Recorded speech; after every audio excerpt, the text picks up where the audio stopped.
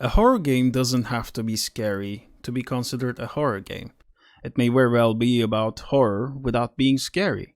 Horror is a form of expression, it is a form of art, sometimes a theme, sometimes a subgenre, and sometimes simply a style choice. While I advocate for this argument these days, a new comedy horror game came out to support this argument. SPOOKWARE is out, and it is very good at being a horror game without even trying to scare the player. It's all about its love for the horror genre, and it does a great job at reflecting this love to the player.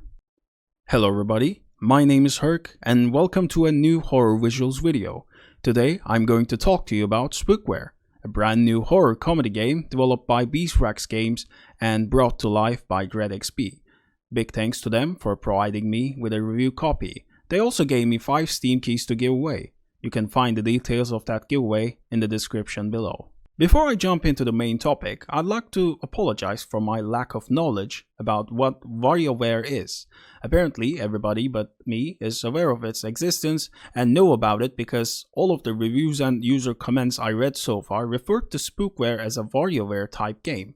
Its name also suggests that, but I never played it, never seen it, didn't even know about it until this game came out, so apologies for that. This review will not refer to WarioWare at all. And I don't think it has to anyway. SPOOKWARE is a comedy horror game filled with all kinds of classic horror tropes you could imagine. Cut limbs, skulls, skeletons, and lots of horror movies. It's a game filled with heaps of micro games along with an actual story behind it. You could even call it an RPG if you'd like to. The game has 3 characters named Lefty, Middy, and Righty. These 3 characters have their own personalities and character traits. One of them is cool, the other one is chill, and the last one is a bit nervous. They all have their own lines and their own reactions to specific situations and characters in the story. You don't really choose and play with one of them, but rather play with all of them as a single character. So basically, our Skelly Boys start the adventure while watching horror tapes, and the player goes through these tapes in the form of microgames. There are 9 tapes in each round, with a boss fight at the end of them. While at first glance the game may look like a bunch of microgames turned into a whole game, SPOOKWARE actually has a story. I'm not gonna talk about the further episodes and spoil anything for you, but I can at least tell you about the start of their story. When they were sitting in their basement watching horror tapes, they suddenly realized that they've been doing the same old thing for quite some time. Days, weeks, months, maybe even years. And they suddenly decide to go out and live their lives, do the things they've never done. And where to begin?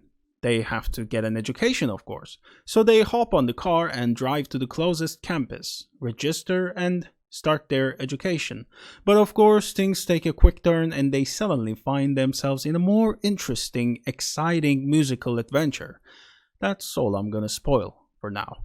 Each chapter has its own types of microgames with different control schemes and overall themes. Each and every microgame in these chapters is extremely fun, intriguing, and easy to learn. They never managed to bore me, although I failed miserably at some of them a bunch of times. The game gives you 3 lives for 3 Skelly Boys in each of these microgame series. If you fail 3 times, you start over. But when you start over, the order of these microgames always change to spice it up a bit, so you don't exactly play through the same thing over and over again. I'd say SPOOKWARE's biggest strength is its art style. It's nostalgic, funky, gothic, cartoonish, noir, scruffy, and wonky? There really isn't a set word that I can use to tell you about SPOOKWARE's art style.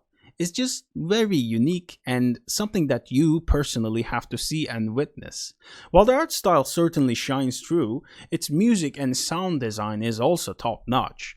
The game is filled with amazing gems accompanying its many microgames. They're ever changing along with the game's chapters and microgames.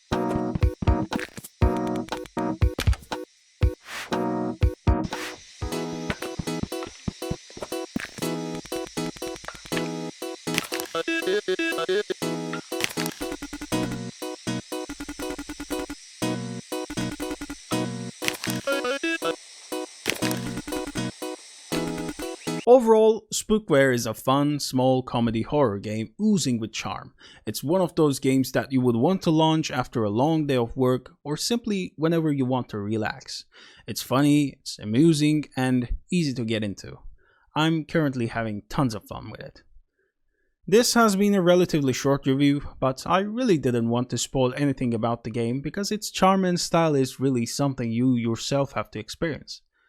Definitely give it a try, especially if you like horror as a whole, but not limited to the scariness factor of it.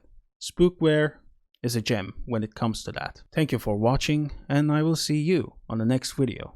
Farewell.